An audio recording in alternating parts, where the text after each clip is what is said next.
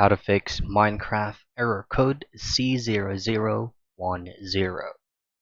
Now, this specific error code usually happens if you access their marketplace.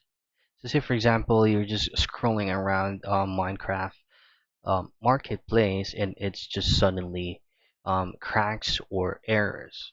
So what you want to do is just to open up directly the file manager from your Minecraft launcher, and then in here, if you have access to the marketplace folder, just simply access it and then just simply clear cache and everything that is inside that folder. The other thing that you can do is just to head straight into crash dash reports and then do this again. Simply delete all the files that is indicated on a crash report. So those are the things that you can do for you to be able to troubleshoot and fix error code C0010 in Minecraft.